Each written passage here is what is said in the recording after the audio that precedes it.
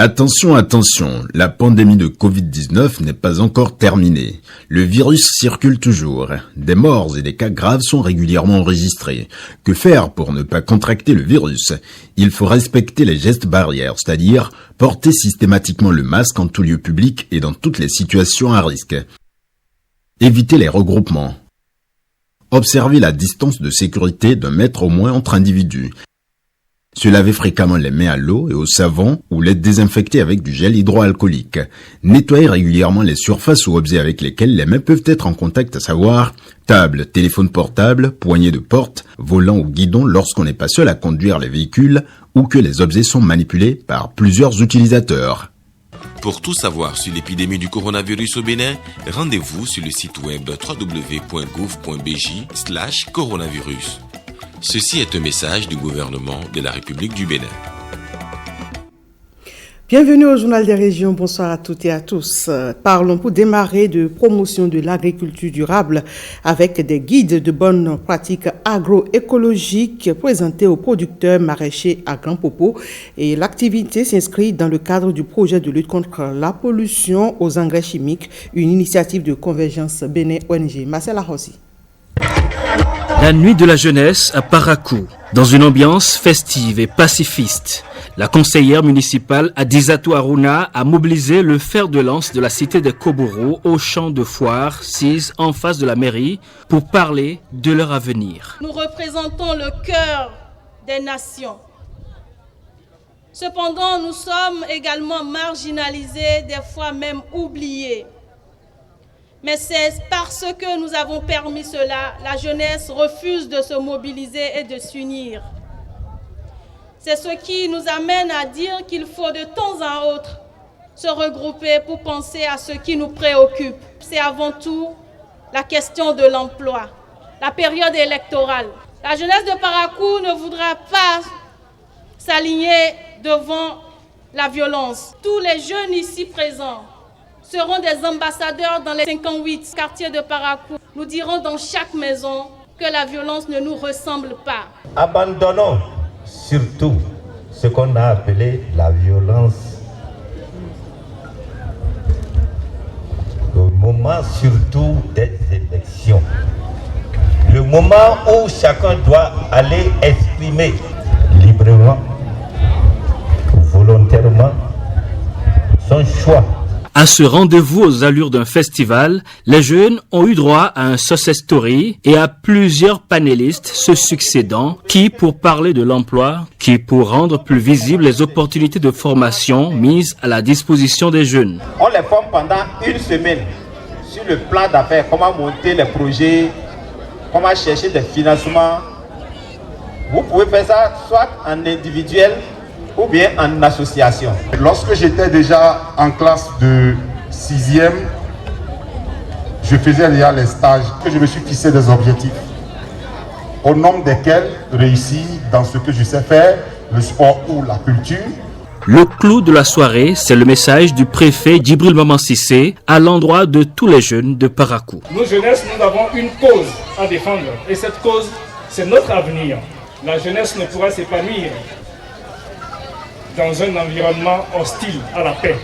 La paix, c'est ce que nous avons de plus cher à vendre dans notre pays. C'est ce qui fait notre fierté dans la sous-région, en Afrique et dans le monde. Je voudrais en appeler à chacun de vous pour qu'en aucun cas, sous aucun prétexte, vous n'ayez à souscrire à quelques projets attentatoires à la paix. Chorégraphie et autres prestations scéniques ont enrichi l'ambiance de la nuit de la jeunesse de Parakou. Ben voilà, désolé, vous venez plutôt de suivre la nuit spéciale organisée, consacrée à la jeunesse de Parakou, une initiative de la conseillère municipale de Parakou, Adizatou Aruna. Et vous l'avez constaté, les participants ont eu droit à des communications sur des sujets qui touchent à la couche juvénile. Un reportage signé Ronald Robinson. Revenons à cette promotion de l'agriculture durable avec des guides de bonnes pratiques agroécologiques présentés aux producteurs maraîchers à Grand Popo. Et l'activité s'inscrit dans le cadre du projet de lutte contre la pollution aux engrais chimiques. L'initiative est de Convergence Bénin ONG. 1000 exemplaires de guides pratiques et des centaines de poubelles. l'ONG Convergence Bénin et ses partenaires proposent aux maraîchers une solution alternative à l'utilisation des intrants chimiques et sensibilisent par la même occasion les ménages au tri et à la bonne gestion des déchets. Je voudrais donc profiter de cette occasion pour les exhorter à pratiquer effectivement le tri pour que le travail de valorisation des déchets soit facilité au centre de vermicompostage. Pour la phase de réalisation du projet à son terme, le 10 centre servira de centre de formation en agroécologie et en entrepreneuriat vert à la disposition des producteurs et des jeunes.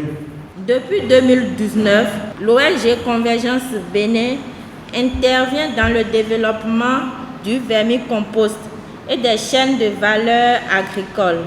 S'investit aux côtés des maraîchers à travers plusieurs actions, dont notamment les renforcements de capacités techniques, organisationnelles et managériales. Ce geste n'est alors que l'expression d'une lutte assidue pour la promotion de l'agriculture durable. Ici à Grand Popo, le rêve de faire du maraîchage un levier de développement communal est toujours d'actualité. La commune de Grand Popo est une commune dans laquelle l'agriculture occupe une place prépondérante dans la croissance économique, dont le maraîchage seul occupe 38%.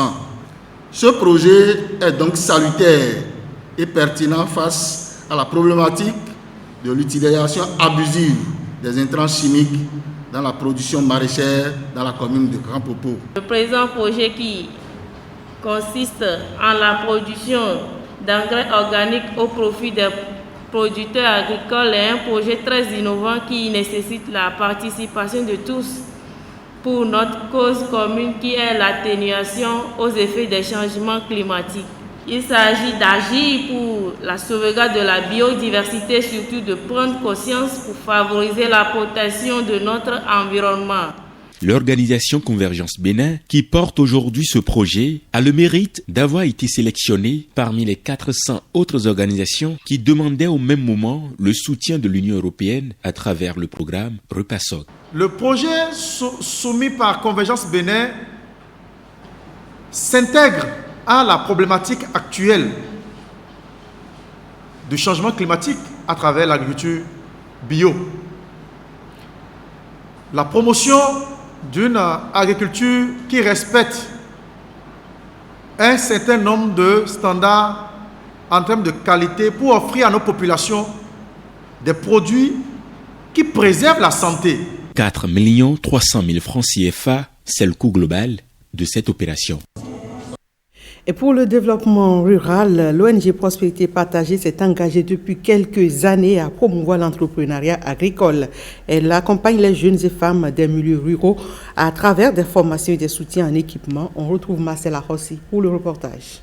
L'ONG Prospérité Partagée a fait de nous des personnes indépendantes. De la prospérité partagée ici à Diakotomé. Voilà une organisation qui ressemble à son nom à travers ses actions. Cette année encore, malgré les conditions difficiles imposées par la pandémie du coronavirus, cette ONG tient à l'accomplissement de sa mission. Nous sommes aux côtés de nos jeunes et femmes sélectionnés et formés. Ils sont au nombre de 528 jeunes et femmes à s'ajouter aux 80 préalablement mis sur le marché de l'auto-emploi. Je voudrais, du haut de la tribune, remercier personnellement le ministre des Sports et Loisirs et sa suite, le préfet et le conseil communal de Diakotomé, le CA, les notables invités pour leur accompagnement. Conformément à ces objectifs, l'ONG Prospérité Partagée, en plus de la formation qu'elle offre aux entrepreneurs agricoles, procède à la distribution des kits de transformation. À ce jour, notre organisation a contribué à travers son projet de formation à l'entrepreneuriat agricole et la nutrition de 205 jeunes et femmes avec un appui en équipement de transformation agroalimentaire. Les formations délivrées portent essentiellement sur la transformation des produits agricoles tels que l'ananas, le baobab, la tomate et s'étend sur les meilleures techniques d'élevage et de jardinage. C'est un programme qui a démarré depuis 2017 et qui a formé au jour d'aujourd'hui de 100, on est passé jusqu'à 528 jeunes et femmes. Et aujourd'hui, nous sommes fiers de donner le meilleur. Au-delà de ce geste, il est prévu dans le planning de l'ONG Prospérité Partagée la distribution de fournitures scolaires aux orphelins et bien d'autres actions à partir du mois d'octobre. Béninoises, Béninois, la Covid-19 tue lorsque les cas positifs ne sont pas diagnostiqués à temps. Pour éviter d'en être victime, le dépistage précoce est la solution. Il est indispensable d'aller en consultation dès l'apparition du moindre symptôme. Pour rappel, les signes courants qui font penser à la Covid-19 peuvent être la fièvre, la perte du goût ou de l'odorat, l'éternuement, l'écoulement nasal, la toux, l'irritation de la gorge, les difficultés respiratoires, etc.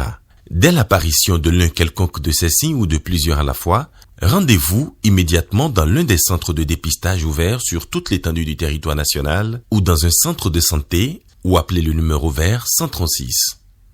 Pour tout savoir sur l'épidémie du coronavirus au Bénin, rendez-vous sur le site web www.gouv.bj/coronavirus. Ceci est un message du gouvernement de la République du Bénin. Et c'est tout pour ce 19h. Merci mesdames, messieurs de l'avoir suivi.